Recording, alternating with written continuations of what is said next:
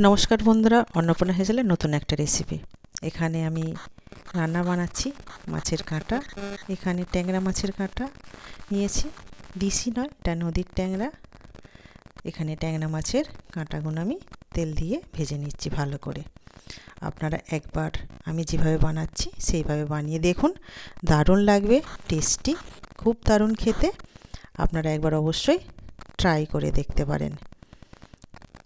মাছের কাঁটাগুলো খুব সুন্দর করে ভাজতে হবে, আর এটা কিন্তু সর্ষের তেলেই বানানোর চেষ্টা করবেন, তবে আরও টেস্ট বাড়বে। এখানে আমি ট্যাংরা মাছের মাথাগুলো ভালো করে দেখুন ভেজে নিয়েছি। আর আপনাদের কেমন লাগছে অবশ্যই জানাবেন। অনেক দিন পরে আপনাদের সাথে শেয়ার করছি একটা নতুন রেসিপি। দেখুন এখানে আমার ভাজা হয়ে গিয়েছে মাছের কাঁটাগুলো, লাল লাল করে ভেজে নিয়েছি। আমি এক এক করে সমস্ত ট্যাংরা মাছের মাথাগুলো আমি রেডি করে নেব ভেজে। আপনারা একবার অবশ্যই এটা দেখবেন, ট্রাই করবেন, কেমন লাগছে সেটা কমেন্ট করে জানাবেন, শেয়ার করবেন, খুব ভালো লাগবে। দেখুন এখানে আমার ভাজা হয়ে গিয়েছে। যারা খাননি কোনো দিন একবার অবশ্যই ট্রাই করুন, খুব ভালো লাগবে। দেখুন ভাজা হয়ে গিয়েছে, একটু সাবধানে ভাজবেন, প্রচণ্ড ফাটে। এই দেখুন আমার ভাজা রেডি হয়ে গিয়েছে।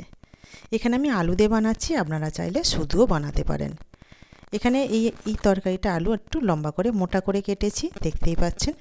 মাছ ভাজা তেলের মধ্যেই আমি আলুগুলো ভালো করে ভেজে নেব। খুবই সাধারণ কিন্তু খুব দারুণ টেস্টি। আমি অল্প একটু নুন দিয়ে দিলাম আলুগুলো যাতে ভালো করে ভাজা হয়ে যায়। এর মধ্যেই আমি একটু তেজপাতাও দিয়ে দিলাম। দেখুন আমি এইভাবে লাল করে আলুগুলো ভেজে নেব। আমার ভাজা হয়ে এসছে আলু, আমি আলুগুলো এবারে তুলে নিচ্ছি।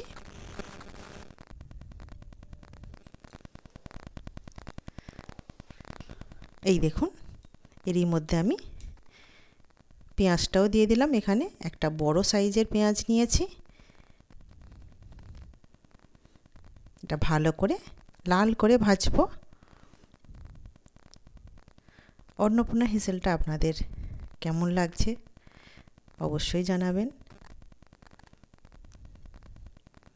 আর অনেক দিন পরে আপনার সাথে শেয়ার করলাম।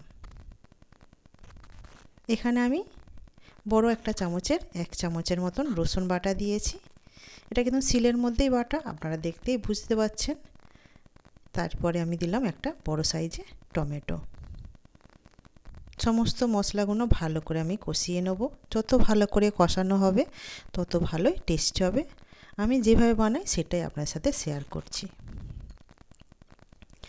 গরম ভাতের সাথে দারুণ একটা রেসিপি।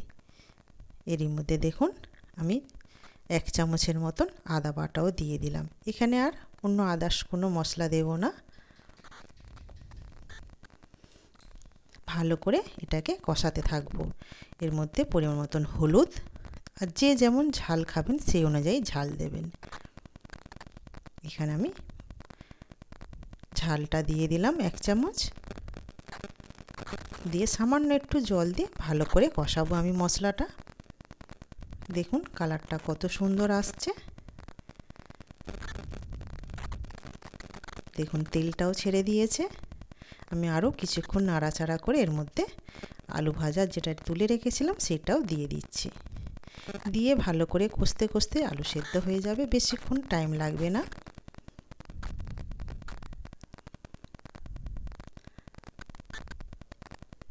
আপনারা অবশ্যই আমি যেভাবে বানাচ্ছি একবার এইভাবে বানিয়ে খেয়ে দেখুন। দেখুন কালারটা কত সুন্দর এসছে, আর পুরো মশলাটা কষানো হয়ে গিয়েছে, আপনারা দেখলেই বুঝতে পারবেন। এবারে পরিমাণ মতো জল দিয়ে দিলাম। যেরকম গ্রেভি রাখবেন সেই অনুযায়ী জল দেবেন। এখানে আমি জলের পরিমাণটা একটু বেশি দিলাম, যেহেতু এটা আলুটা সেদ্ধ হবে। আমি এবার আলু সেদ্ধ হওয়া পর্যন্ত একটু অপেক্ষা করব। দেখুন এটা আমি সেদ্ধ অবধি অপেক্ষা করছি। পরিমাণ মতন নুনও দিয়ে দিলাম।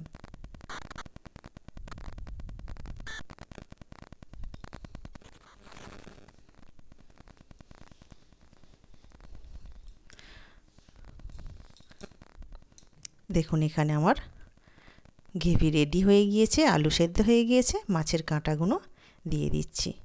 যারা কোনো দিনই খাননি এই মাছের কাঁটাটা একবার অবশ্যই বানিয়ে দেখুন।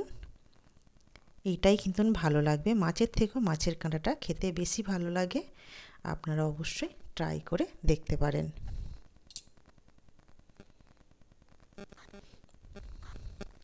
এটা কিছুক্ষণ একটু ফুটতে রেডি হতে দেব। দেখুন এখানে আমি একটু ফুটতে দিয়েছিলাম, মাছগুলো ডুবে গিয়েছে।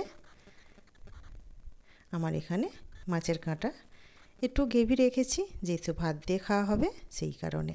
কেমন লাগলো অবশ্যই জানাবেন।